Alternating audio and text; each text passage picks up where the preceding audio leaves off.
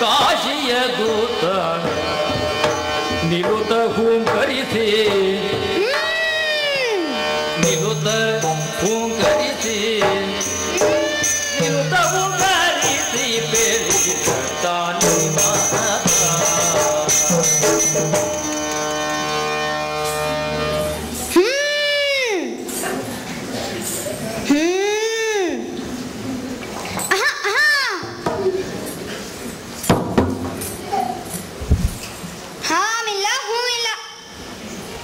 ನಾನೇ ಮಾತನಾಡ್ಸಿ ನೋಡ್ತೇನೆ. ಏನ ನೀ ಯಾರ?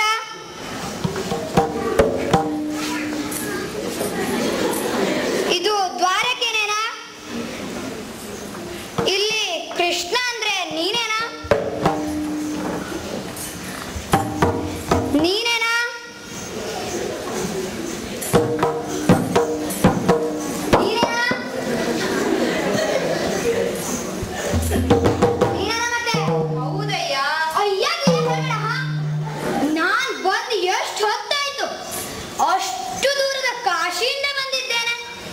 ಬಂದವರಿಗೆ ಮರ್ಯಾದೆ ಕೊಡುವ ಮರ್ಯಾದೆಯೇ ನಿನಗಿಲ್ಲವೇನೋ? ಅರೆ ನಿನ್ ಕಾಲಿಗೆ ಏನಾಯ್ತು? ಅದೆಲ್ಲ ನಿನಗೆ ಅಕ್ಕ, ಮೂಕನಂತೆ ಕುಳಿತಿದ್ದೀಯೆ. ನಿಮ್ಮಲ್ಲಿ ಮಾತಿಗೇನು ಬರವೇನೋ? ಹೌದಪ್ಪ, ಕಡಿಮೆ ಮಾತು ದುಡಿಮೆ ಹೆಚ್ಚು. ಅಪ್ಪಗಿಪ್ಪ ಹೇಳ್ಬೇಡ. ನೀನೇನ್ ಮಾತನಾಡ್ತಾ ಇದ್ದೀ ಎಂಬ ಜ್ಞಾನ ನಿನಗಿರಲಿ. ಕಡಿಮೆ ಮಾತಾಡಿದ್ರೆ ವಿಷಯ ತಿಳಿದ್ ಹೆಂಗ? ಏನು ವಿಷಯ? ನಿನಗೊಂದು ಸಂದೇಶವಿದೆ, ಮೊದಲು ಕೇಳು. ಆ ನಂತರ ಅದೇನು ಅಂತ ತಿಳಿದು ಉತ್ತರ ಹೇಳು. ಈ ಉತ್ತರಕ್ಕೆ ಪೂರ್ವ ಯಾವುದು? ಪೂರ್ವ ಅಲ್ಲ, ದಕ್ಷಿಣ. ಇವತ್ತಿನಿಂದ ನೀನು ನೀನಲ್ಲ, ನಿನ್ನದೆಲ್ಲ ನಿಂದಲ್ಲ. ಅರೆ ನಿನಗೇನಾಯ್ತು? ನೀನು ವಾಸುದೇವ ಎಂಬ ಹೆಸರನ್ನ ಅಳಿಸಿಕೊಳ್ಬೇಕು. ಇಲ್ಲಿಯವರೆಗೆ ಸುಳ್ಳು ಹೇಳಿ ಪಡೆದ ಬಿರುದು ಬಾವಲಿಗಳನ್ನ ತೆಗೆದೊಗೆಯಬೇಕು. ಗೊತ್ತಾಯ್ತಾ? ಗೊತ್ತಾಗ್ತಾ ಇದೆ. ನಾನೇನೋ ಬಿಡ್ತೇನೆ, ಆದ್ರೆ ಈ ಜಗತ್ತೇ ನನ್ನನ್ನು ದೇವ ಅಂತ ಒಪ್ಪಿದೆ.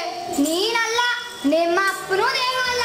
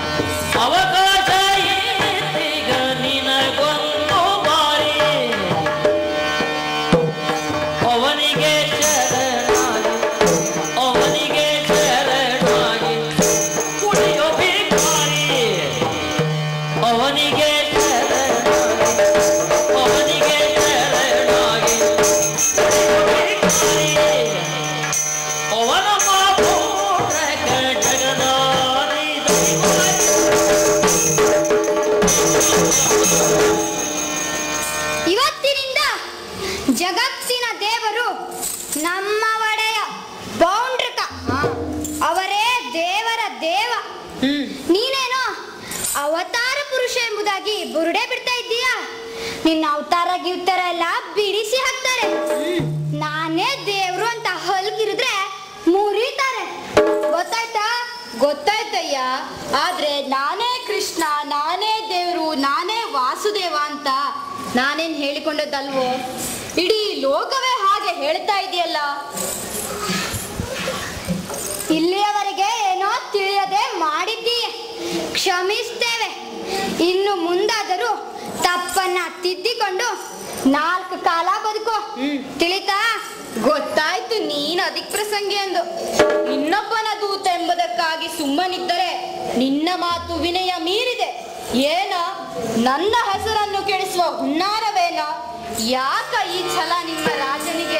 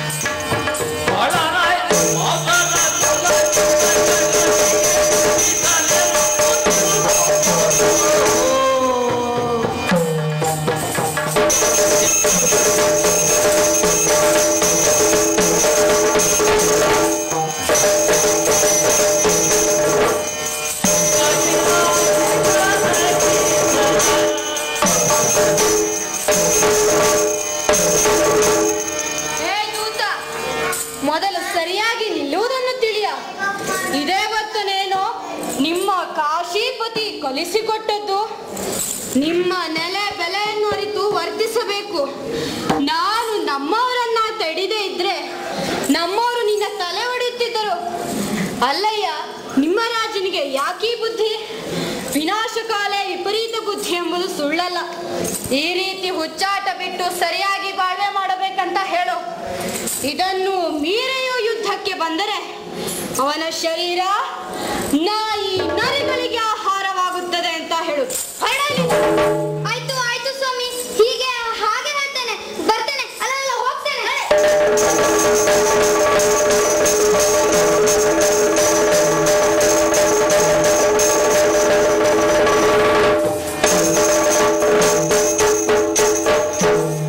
ಚಾರನಿಂದ ಸಂದೇಶ ಕಳುಹಿಸಿದಾಗಲೂ ಆ ಕೃಷ್ಣ ವಾಸುದೇವ ಮನ್ನಿಸಲಿಲ್ಲ. ಚಾರನನ್ನ ಬೈದು ಕಳುಹಿಸಿದ್ದಾನೆ. ಅವನ ಸೊಕ್ಕಾದರೂ ಎಷ್ಟು ನೋಡೋಣ ಅಂತ ಯುದ್ಧಕ್ಕೆ ಸನ್ನದ್ಧನಾಗಿಯೇ ಬಂದಿದ್ದೇನೆ. ನಾನು ಸಿದ್ಧನಾಗಿರುವುದನ್ನು ಕಂಡು ಆ ಕೃಷ್ಣ ಇಲ್ಲಿಗೆ ಬಂದಿದ್ದಾನೆ ಎಂದು ವಾರ್ತೆಯವರು ತಿಳಿಸಿದ್ದಾರೆ. ಏನೇ ಆಗಲಿ ಅವನನ್ನ ಎದುರಿಸಿಯೇ ನೋಡಿಬಿಡ್ತೇನೆ. ಆದರೆ ಹೋಗಬೇಕು ಹೇಗೆ?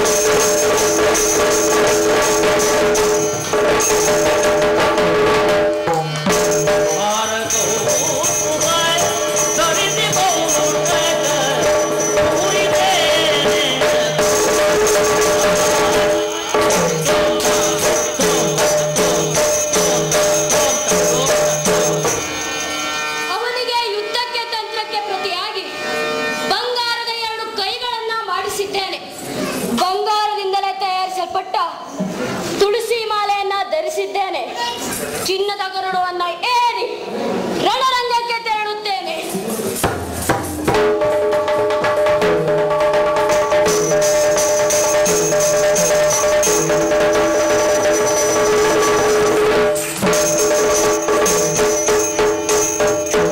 ಯುದ್ಧ ರಂಗಕ್ಕೆ ಬಂದು ನಿಂತಾಗಿದೆ.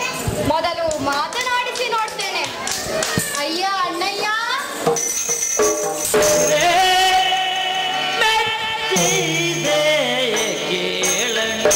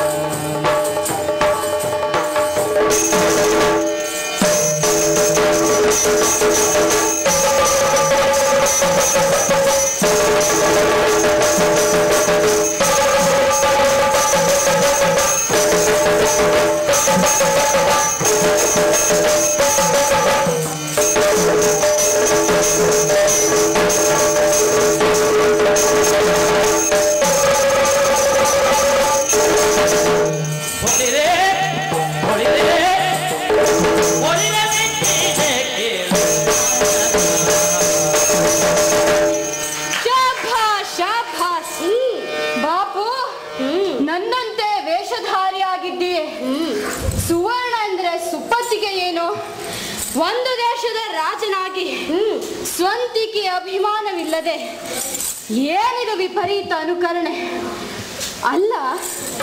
ಗರುಡ ನೋಡಲಿಕ್ಕಷ್ಟೆಯೋ ಅಥವಾ ಹಾರಲಿಕ್ಕೂ ಕೂಡ ಶಕ್ಯವೋ?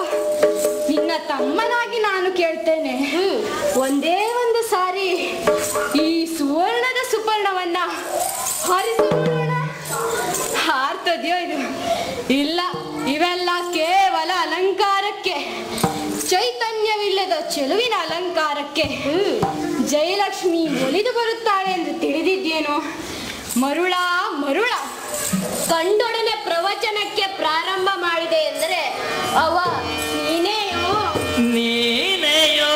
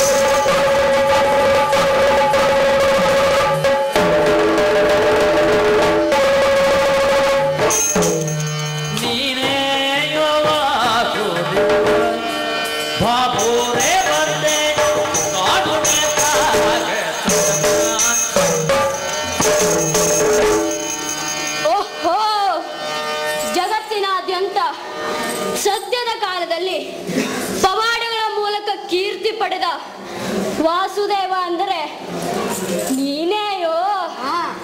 ನಿನ್ನ ಕುರಿತಾದ ಹಾಡುಗಳನ್ನು ಕೀರ್ತನೆಗಳನ್ನು ಬಹಳ ಕೇಳಿದ್ದೇನೆ. ಓಹೋ, ನಿನ್ನ ಚಪಲ ಚಿತ್ತದ ವೃತ್ತಿಗಳನ್ನು ಸಹ ಕೇಳಿ ತಿಳಿದಿದ್ದೇನೆ. ನೀನು ಬಹಳ ಸಾಹಸಿಗ ಸಾಧಕ ಎಂಬುದಾಗಿ ಕರೆಯುತ್ತಾರಂತೆ. ನನ್ನೆದುರು ನಿನ್ನ ಸಾಹಸ ಎಷ್ಟು ಅಂತ ನೋಡೋಣ.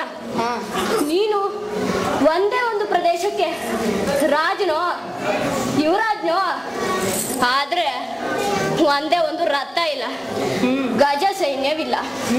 ಪಾಪ ಪಾಪ ಬಡತನವೋ ಏನು. ಹೌದು, ಈ ಮುದಿ ಹೊದ್ದನ್ನೇರಿ ಯುದ್ಧಕ್ಕೆ ಬಂದಿದ್ದೀಯೆ. ನಿನ್ನ ಸ್ಥಾನಮಾನದ ಬಗ್ಗೆ, ಈ ಮುದಿ ಹದ್ದಿನ ಬಗ್ಗೆ ಲಕ್ಷ್ಯವೇ ಇಲ್ಲವೇನೋ. ಸರ್ವಂತರ್ಯಾಮಿ ಎಂದು ಕರೆಸಿಕೊಂಡಿದ್ದೀಯಂತೆ. ಜೀವ ನೋವಿನ ಬಗ್ಗೆ ತಿಳುವಳಿಕೆ ಇಲ್ಲವೇ? ತಿಳುವಳಿಕೆ ಇದೆ, ಅಷ್ಟೇ ಅಲ್ಲ ನಿನ್ನ ಕುರಿತಾಗಿ ತಿಳಿಯುತ್ತಲೂ ಇದೆ. ನೀನು ಹೀಗೆ ವರ್ತಿಸುವುದು ಸರಿಯೇ? ತೆರೆದಿ ವೇಷ ಧರಿಸಿ ಉಣಿಯುವುದ್ಯಾನ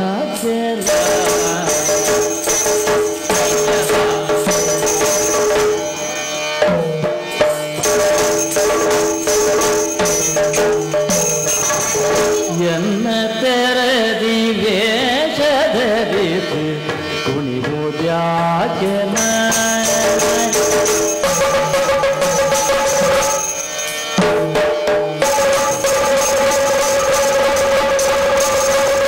ಎನ್ನ ತೆರೆದಿ ವೇಷ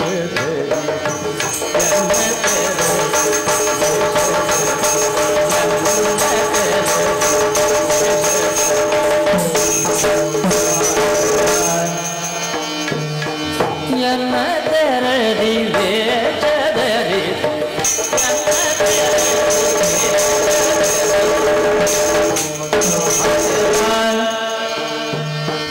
ಎನ್ನ ತೆರೆದಿ ವೇಷ ಧರಿಸಿ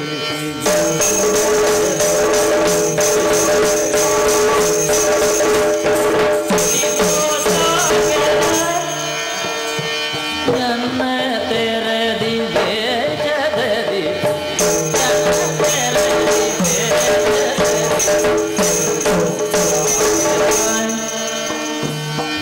ಎನ್ನ ತೆರೆದಿ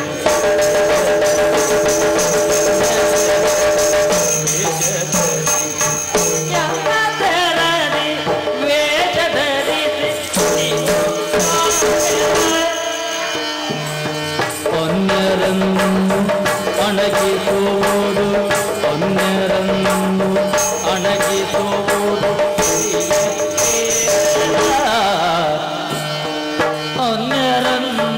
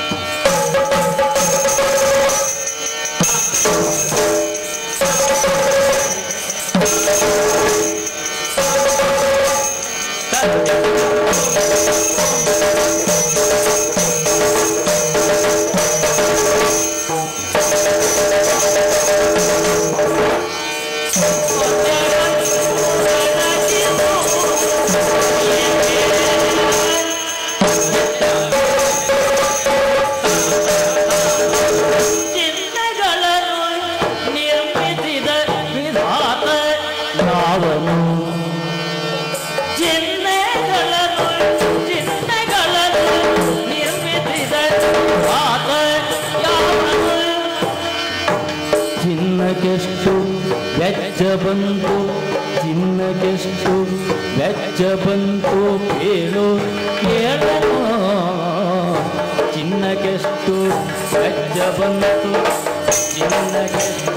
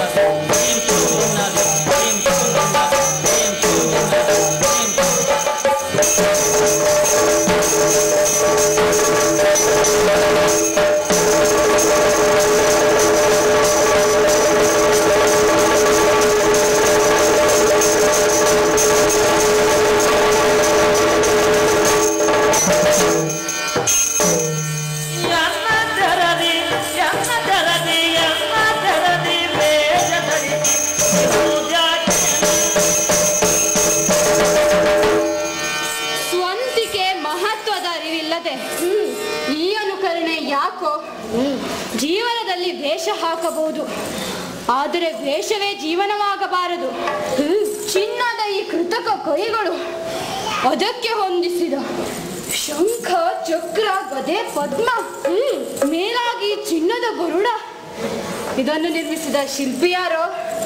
ಇದರ ನಿರ್ಮಾಣಕ್ಕೆ ಎಷ್ಟು ವೆಚ್ಚ ಬಂತು? ವೆಚ್ಚ ಎಷ್ಟೇ ಬಂದರೂ ಅದು ನನ್ನ ಸಂಪತ್ತಿನ ಲೆಕ್ಕ. ನಿನಗ್ಯಾಕೆ? ವಾಸುದೇವ ನೀನೇ ಎಂಬುದಾಗಿ ಮೆರೆಯುತ್ತಿದ್ದೀಯೇ. ನಿನ್ನದಲ್ಲ ಈ ಕೃತಕ ಅಂಕಿತ. ಎಷ್ಟು ನೈಜ, ಎಷ್ಟು ಸತ್ಯ. ಎಲ್ಲ ಜನರನ್ನು ನಂಬಿಸಿ ಮೋಸ ಮಾಡ್ತಾ ಇದ್ದೀಯೇ. ಓಹೋ, ನಿನ್ನ ಈ ಮಾತುಗಳನ್ನೆಲ್ಲ ಆ ಗೊಲ್ಲತಿಯರ ಬಳಿ ಇಟ್ಟುಕೋ. ಆಯ್ತು, ನನ್ನ ಹತ್ತಿರ ಅಲ್ಲ. ನಿಜವಾದ ವಾಸುದೇವ ನಾನು ಬಂದಿದ್ದೇನೆ. ನನ್ನ ಹೆಸರನ್ನು ನೀನು ದುರ್ಬಳಕೆ ಮಾಡಿದ್ದೀಯೆ. ಇದು ನಿನ್ನ ತಪ್ಪು. ವಾಸುದೇವ ಎಂಬುದು ಹುಟ್ಟಿನಿಂದಲೇ ಬಂದದ್ದು. ನಾನು ವಸುದೇವ ಆತ್ಮಜನಾನಾಥ ಕಾರಣ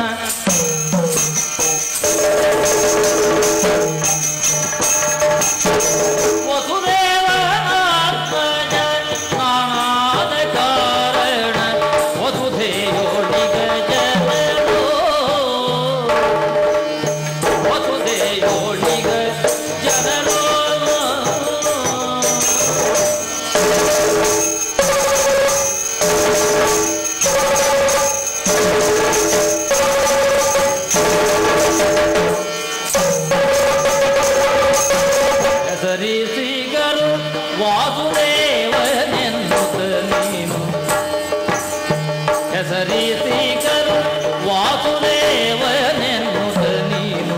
ವ್ಯಸನ ಪಡುವ ಜಾತಕ್ಕೆ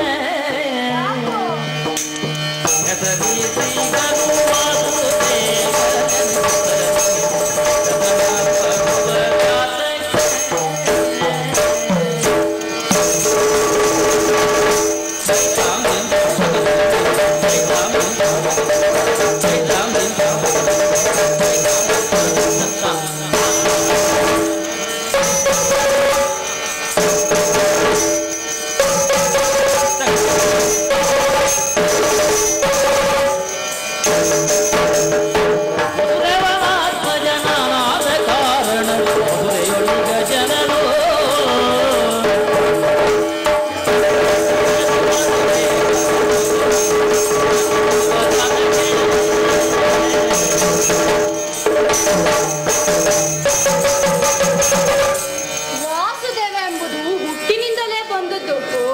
ಹಾಗಾಗಿ ವಾಸುದೇವ. ಇದು ಈ ವಸುಂಧರೆಯ ಜನರೆಲ್ಲ ನನ್ನನ್ನು ಗುರುತಿಸಿಕೊಂಡ ಬಗೆ. ಈ ಬಗ್ಗೆ ನಿನಗ್ಯಾಕೋ ಹಾಗೆ? ತಂದೆಯಿಂದಲೇ ಬಂದದ್ದೇ ಆದರೆ ಅದು ಪಿತ್ರಾರ್ಜಿತವಾದದ್ದು. ದೊರಕಬೇಕಾದದ್ದು ಜ್ಯೇಷ್ಠ ಪುತ್ರನಿಗೆ ಅಲ್ಲವೇ? ಆಗಿರಬಹುದು. ಆದರೆ ಜನ ಭಕ್ತಿಯಿಂದ ನನ್ನನ್ನು ಕರೆಯುತ್ತಿದ್ದಾರೆ. ಹಿರಿಯ ಕಿರಿಯ ಪ್ರಶ್ನೆಯೇ ಇಲ್ಲ. ಇದೆ. ಹಿಂದೊಮ್ಮೆ ವಸುದೇವ ಕಾಶಿಗೆ ಬಂದಿದ್ದಾಗ ನನ್ನ ತಾಯಿಯನ್ನು ವಿವಾಹವಾಗಿ ನನ್ನ ಜನ್ಮಕ್ಕೆ ಕಾರಣನಾದ. ತಂದೆಯಿಂದಲೇ ವಾಸುದೇವ ಎಂಬುದಾದ್ರೆ ನಾನೇ ವಾಸುದೇವ. ನನ್ನ ವಾಸುದೇವತ್ವಕ್ಕೆ ನೀನು ಮಸಿ ಬೆಳೆದು ಬಿಟ್ಟಿದ್ದೀಯೆ. ಇದು ನಿನ್ನ ತಪ್ಪು. ಅಂಧಾನುಕರಣೆಯೇ ಶ್ರೇಷ್ಠ ಎಂದು ತಿಳಿದ ನೀನು ನನ್ನಂತೆ ವೇಷಧಾರಿಯಾಗಿದ್ದೀಯೆ, ನಾಮಧಾರಿಯಾಗಿದ್ದೀಯೆ. ನಟನೆಗಾಗಿ ಕತೆ ಹೆಣೆದಿದ್ದೀಯೆ. ನನ್ನ ತಂದೆಯ ಪಿತೃತ್ವವನ್ನು ಬಳಸಿ ವಸುದೇವನ ಹೆಸರಿಗೆ ಕಳಂಕ ತಂದಿದ್ದೀಯೆ. ಈ ರೀತಿ ಹುಚ್ಚಾಟ, ಹೆಸರಿನ ರಂಪಾಟ ಬಿಡು. ಮೂರ್ಖತನದ ಮಾತಾಡಿ ಕೋಪ ತರಿಸಬೇಡ. ವಿನಯವೇ ವಿದ್ಯೆಗೆ ಭೂಷಣ ಎಂಬುದು ಗೊತ್ತೋ? ತಿಳಿಯದವರು ಕಿರಿಯರು, ತಿಳಿದವನೇ ಹಿರಿಯ. ನಾನು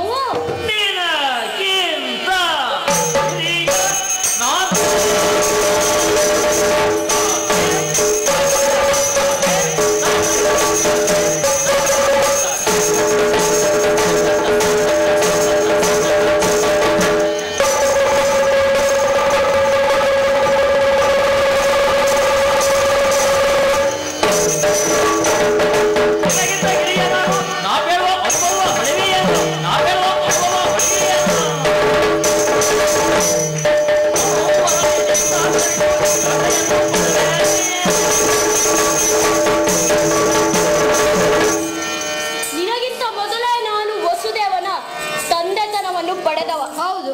ಹಾಗಾಗಿ ನಿನಗಿಂತ ಹಿರಿಯ. ನೀನು ಹಿರಿಯರ ಅನುಭವವನ್ನು ಧಿಕ್ಕರಿಸಿದ್ದೀಯೆ. ನಿನ್ನಂತ ಅಹಂಕಾರಿ ಇಲ್ಲಿ ಬದುಕುಳಿಯಬಾರದು. ಕೆಟ್ಟವರಾದ ನಿನ್ನನ್ನು ತರಿದು ಈ ಲೋಕಕ್ಕೆ ಶಿಷ್ಟರಕ್ಷಕ ಎಂಬ ಘನತೆಯನ್ನು ಪಡೆದುಕೊಳ್ಳುತ್ತೇನೆ. ನಿಲ್ಲು ಯುದ್ಧಕ್ಕೆ ಬಾ.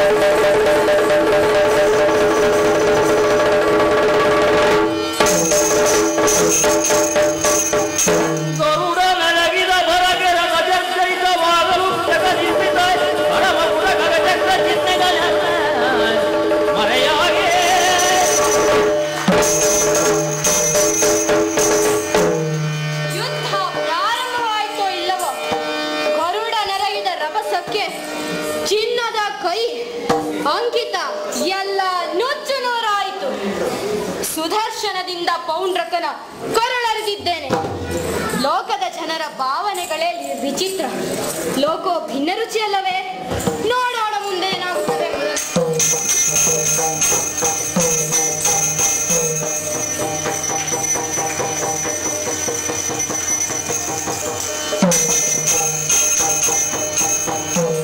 ಅಯ್ಯೋ ಅಪ್ಪ, ವಾಸುದೇವನಾಗಲೆಂದು ರೋಷದಿಂದ ಗರಿಯ ತುಡುಗೆ, ವಾಸುದೇವನಾಗಲೆಂದು ರೋಷದಿಂದ ಗರಿಯ ತುಡುಗೆ,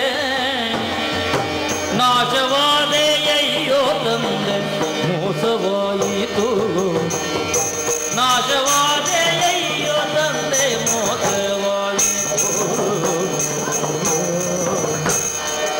ಅಯ್ಯೋ ಅಪ್ಪ, ಮೋಸ ಹೋದೆ ಮೋಸ ಹೋದೆ. ವಾಸುದೇವತ್ವವನ್ನು ಪಡೆಯುವಲ್ಲಿ ಆ ಕೃಷ್ಣ ಅಡ್ಡಿಯಾಗಿದ್ದಾನೆ. ಅಯ್ಯೋ ಅಪ್ಪ, ನಿಮ್ಮ ಸೇಡನ್ನು ನಾನು ಪೂರೈಸುತ್ತೇನೆ. ಆ ಕೃಷ್ಣನು ತಡೆಯುತ್ತೇನೆ. ಇದು ಪ್ರತಿಜ್ಞೆ.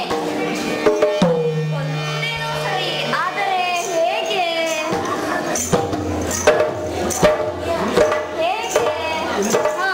ಹಳೆಯ ರುದ್ರನನ್ನಾದರೂ ಮೆಚ್ಚಿಸುತ್ತೇನೆ. ಅದಕ್ಕಾಗಿ ತಪಸ್ಸೆ ಮಾಡಬೇಕು. ಆ ದಿಸೆಯಲ್ಲಿಯೇ ಕಾರ್ಯಪ್ರವೃತ್ತನಾಗುತ್ತೇನೆ.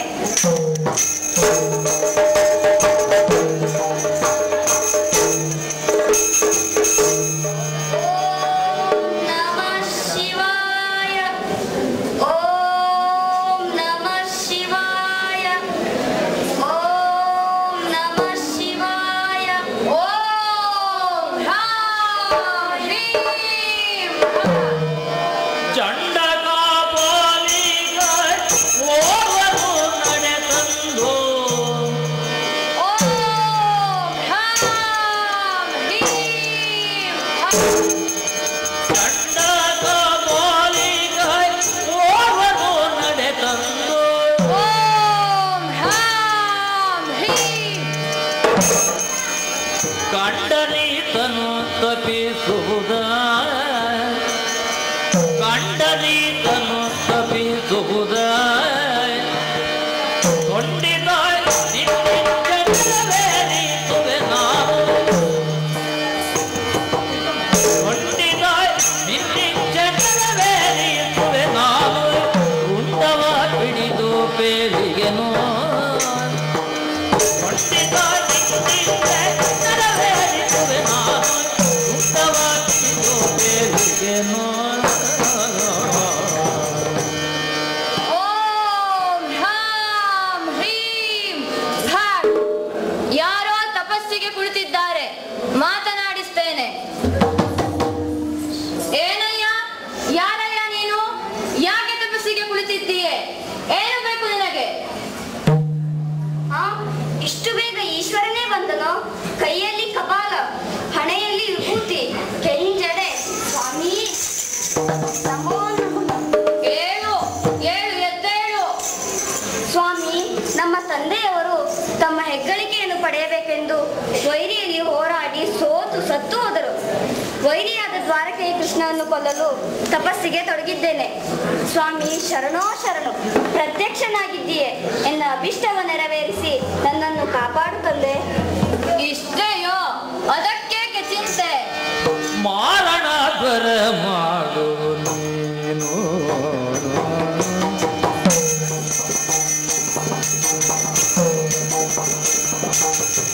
ಮಾರಣ ಬರ ಮಾಡು ನೀನು, ಬೇಗ ಸೇರಿಸು ಬೇಕಾದ ವಸ್ತುಗಳನ್ನು, ಬೇಗ ಸೇರಿಸು ಬೇಕಾದ ವಸ್ತುಗಳನ್ನು.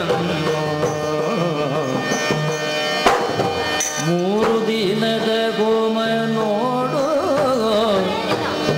3 ದಿನದ ಹೋಮ ನೋಡು, ನಿನ್ನ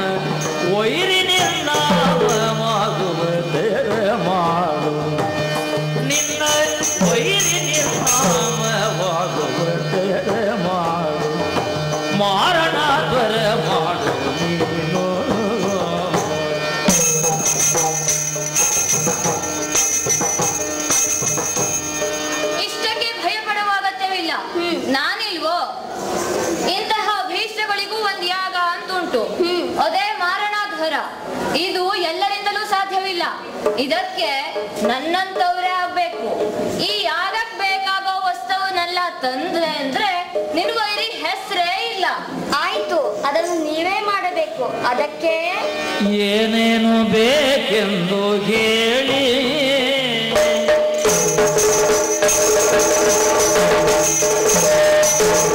ಏನೇನು ಬೇಕೆಂದು ಹೇಳಿ ಅದ ನಾನಣಿಗೊಳಿಸುವೆ ಅರಕ್ಷಣದಲ್ಲಿ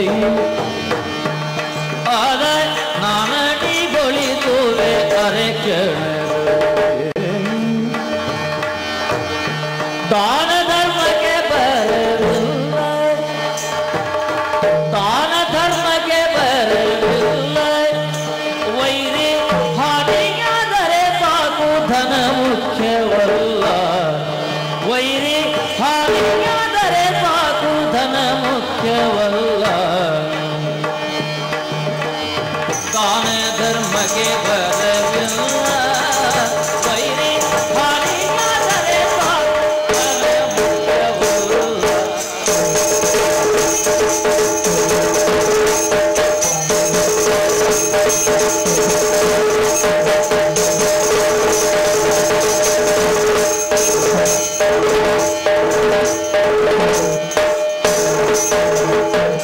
ಏನೇನು ಬೇಕೆಂದು ಹೇಳಿ ನಾನಣಿಗೊಳಿಸುವೆ ದರ್ಶನದಲ್ಲಿ ನಾನಣಿಗೊಳಿಸುವೆ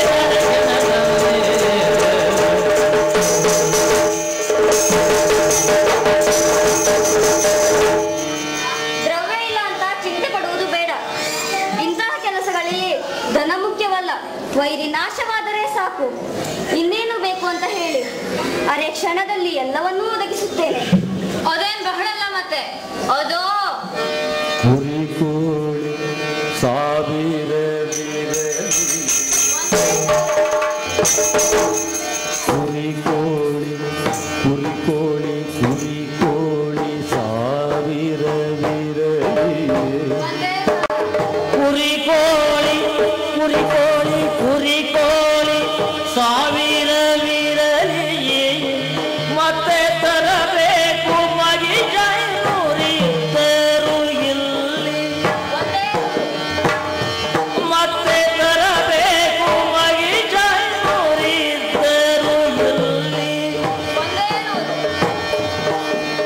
ಕೊರೆದ ಬಾಳಂತಿಯ ಹಸ್ತ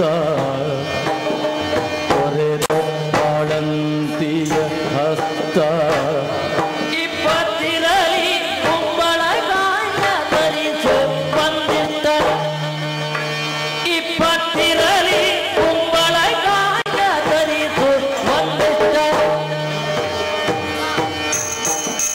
ಕುರಿ ಕೋಳಿ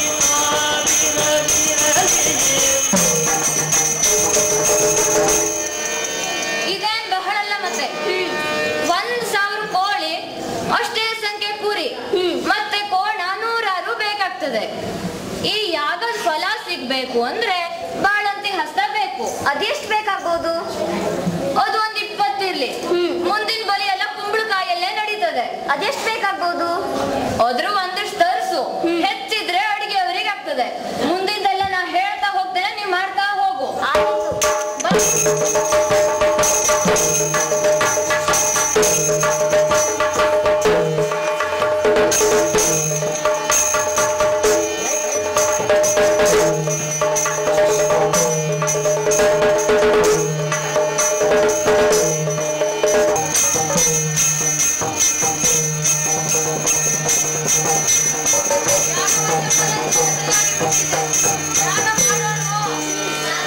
ಮೊದಲು ಮಂಡ್ಲ ಹಾಕ್ಬೇಕು.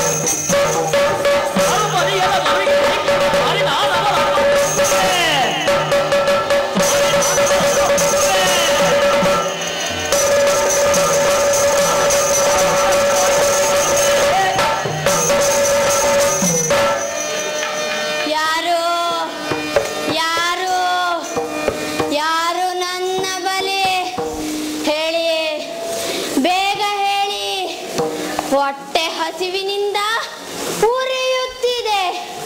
ಅವರ ರಕ್ತ ಹೀರಿ ನುಂಗಿ ಸಂತೋಷ ಪಡ್ತೇನೆ. ಯಾರು ಯಾರು ನನ್ನ ಬಲಿ? ಹೇಳಿ, ಬೇಗ ಹೇಳಿ. ದ್ವಾರಕೆಯಲ್ಲಿರುವ ಕೃಷ್ಣನಿಗೆ ಆಹಾರ. ಹೋಗು, ನುಂಗು. ದ್ವಾರಕೆ ಅಲ್ಲಿರುವ ಕೃಷ್ಣ, ಅವನು ನನ್ನ ಆಹಾರ. ಹ ಹ ಹ ಹ ಹ.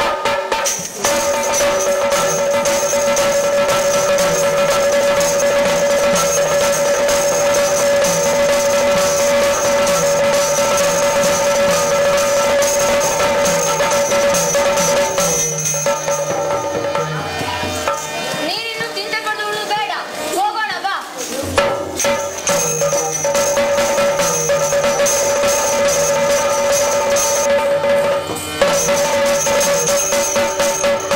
ಯಾವುದೋ ದುಷ್ಟಶಕ್ತಿಯೊಂದು ನಮ್ಮ ಮೇಲೆ ಆಕ್ರಮಣಗೈಯಲು ಮುಂದತ್ತಿ ಬರುತ್ತಿದೆ.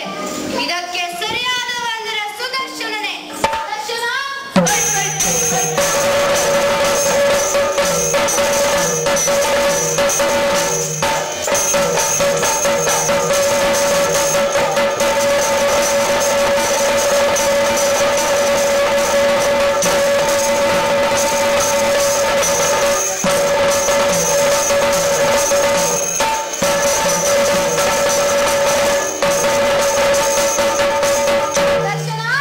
ತಡೆಯದೆ ಬಾರಿ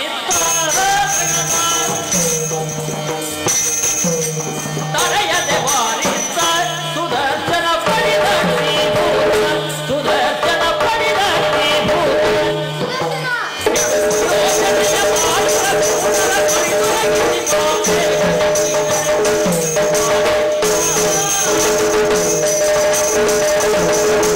ಸುದರ್ಶನ, ಬೇಗ ಬಾ. ಅದು ನೋಡು, ಆ ಭೂತ.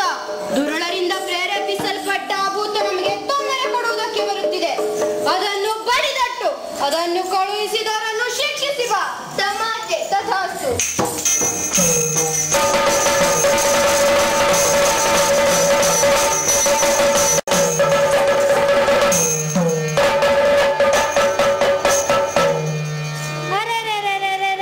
ಇದ್ಯಾವ ಚಕ್ರ ಕೈಗೆ ಸಿಗದು. ಅಬ್ಬಾ, ಭಯ ಆಗ್ತಾ ಇದೆ. ಇವನನ್ನು ಎದುರಿಸಲಾಗದು. ಹಿಂದಕ್ಕೆ ಪಲಾಯನ ಮಾಡ್ತೇನೆ.